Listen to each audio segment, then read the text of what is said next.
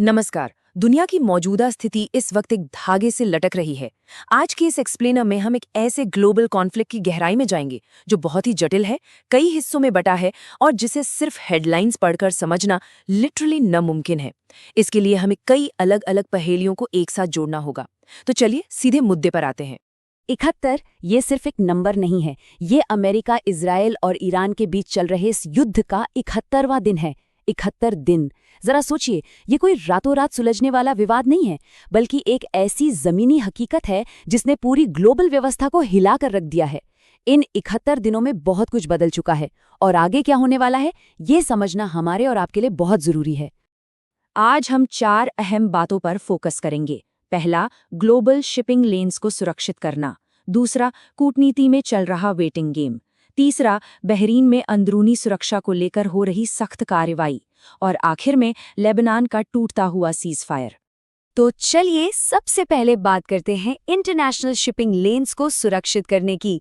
अब देखिए, इस वक्त इंटरनेशनल जलमार्गों की सुरक्षा सबसे बड़ी प्रायोरिटी है, खासकर हॉर्मुज जलडमरूमध्य यानी स्ट्रेट ऑफ हॉर्मुज में।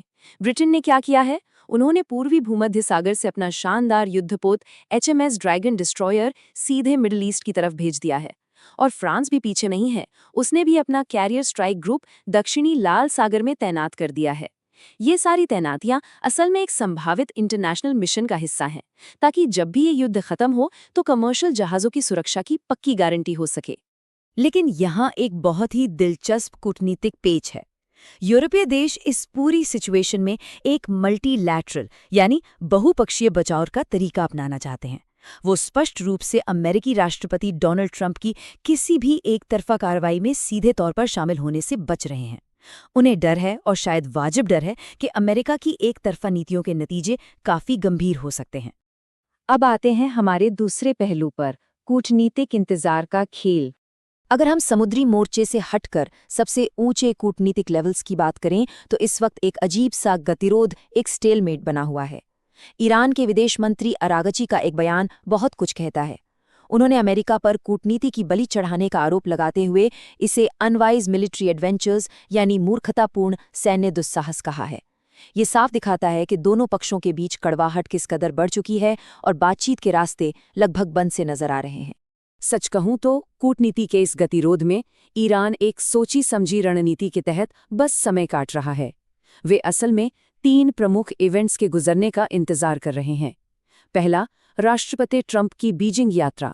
दूसरा, विश्व कप। और सबसे अहम, अमेरिका के मिड टर्म इलेक्शंस। ईरान को लगता है कि बस इस समय को निकाल लो, इसलिए वे पाकिस्तानी मध्यस्थों के जरिए अपने जवाब को लगातार टाल रहे हैं। अगर हम दोनों पक्षों को तौलें तो दोनों पर अलग अलग तरह का प्रेशर है। एक तरफ अमेरिका है, जिसके सिर पर घरेलू राजनीति और आगामी मिड टर्म इलेक्शंस की घड़ी टिक टिक कर रही है। वहीं दूसरी तरफ ईरान है, जो पिछले 2 दशकों से सबसे कड़े प्रतिबंधों का सामना करता आ रहा है। उनकी अर्थव्यवस्था को झटके सहने की आदत सी हो गई है, और यही सहनशीलता उन्हें इस वेटिंग गेम में टिके रहने की ताकत दे रही है। वे इतनी आसानी से हार मानने वाले नहीं हैं। और इसी इंतजार की वजह से अमेरिकी प्रशासन में साफ तौर पर हताशा बढ़ती जा रही है।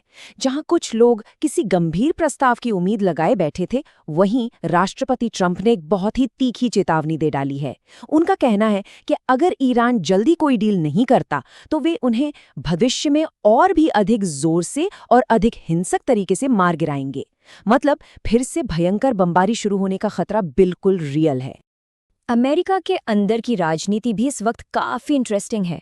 डेटा बताता है कि अधिकांश अमेरिकी नागरिक इस युद्ध को लड़े जाने के तरीके से बिल्कुल असहमत हैं।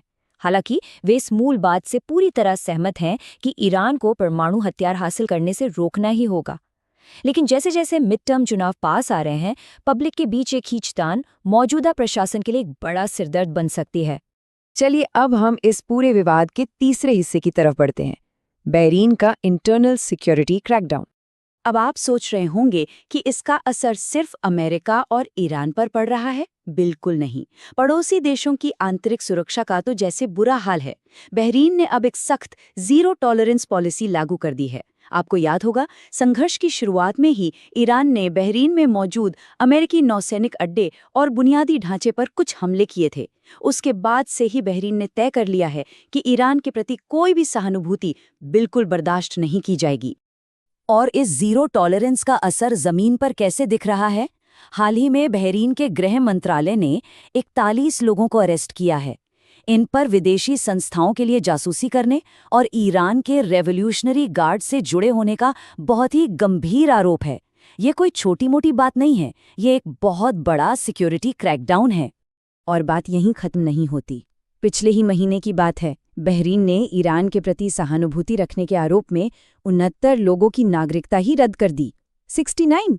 ये नंबर साफ दिखाता है कि पूरे गल्फ रीजन में सुरक्षा को लेकर इस वक्त किस कदर पैरानोया यानी डर का माहौल है। हालांकि इन सख्त सुरक्षा कदमों पर मानवाधिकार कार्यकर्ताओं ने बहुत गहरी चिंता जताई है। उनका मानना है कि इन अंधाधुंध गिरफ्तारियों के जाल में बेकसूर लोग भी फंस रहे हैं। एक तरफ देश की सुरक्षा है और दूसरी तरफ मानवाधिकार। इन दोनों के बीच का ये टकराव इस पूरे विवाद में एक बहुत ही पेचीदा मुद्दा बन चुका है। अब आते हैं अपने आखिरी हिस्से पर, लेबनान का टूटता हुआ सीज फायर। जरा सोचिए, जब बड़े बड़े कमरों में कूटनीति ठप पड़ जाती है, तब असल जिंदगी में फ्रंट लाइंस पर क्या होता है? इसका जवाब बहुत ही डरावना है, क्योंकि जब नेता समय लेते हैं तो उसकी सबसे बड़ी कीमत वहां रहने वाले आम नागरिकों को अपनी जान देकर चुकानी पड़ती है। पिछले महीने इजराइल और लेबनान के बीच जो एक नाम मात्र का सीज फायर या कहें युद्ध विराम हुआ था, वो अब पूरी तरह से फेल हो चुका है। दक्षिणी लेबनान में इजराइल और हिजबुल्लाह के बीच फिर से भयंकर दुश्मनी शुरू हो गई है। शांति की जो थोड़ी बहुत उम्मीद जगी भी थी, वो अब धुएं में उड़ चुकी है। जब ऐसे शांति समझौते टूटते हैं तो पीछे क्या बचता है? सिर्फ मौत के आंकड़े। 7 ये संख्या है उन आम नागरिकों की जो बैरूत के बाहर साकिया शहर में हुए हालिया इजरायली हवाई हमले में मारे गए।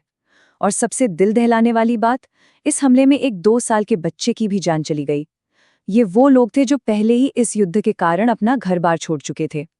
और ये हिंसा का चक्र अब रुकने का नाम नहीं ले रहा है। एक तरफ इजरायली सेना ने दक्षिणी लेबनान के 9 गांवों को तुरंत खाली करने का आदेश दे दिया है, और जवाब में हिजबुल्लाह लगातार उत्तरी इजरायल में सैनिकों को निशाना बनाकर ड्रोन और रॉकेट दाग रहा है। इस सब के बीच रोज हो रहे हवाई हमले जारी हैं और पिस सिर्फ आम इंसान रहा है। तो अब सवाल ये उठता है, एक तरफ कूटनीति ठप है, रीजनल क्रैकडाउन्स बढ़ रहे हैं, रोज बमबारी हो रही है, क्या ऐसे में कोई मल्टीलैटरल अप्रोच यानी कई देशों का साथ मिलकर काम करना इस युद्ध को रोक सकता है? या फिर हम मिडिल ईस्ट के नक्शे और उसके भविष्य को हमेशा के लिए बदलते हुए देखने वाले हैं? ये एक ऐसा सवाल है जो हम सबको बहुत गंभीरता से सोचना होगा। आज के इस एक्सप्लेनर में हमारे साथ जुड़ने के लिए आपका बहुत बहुत शुक्रिया।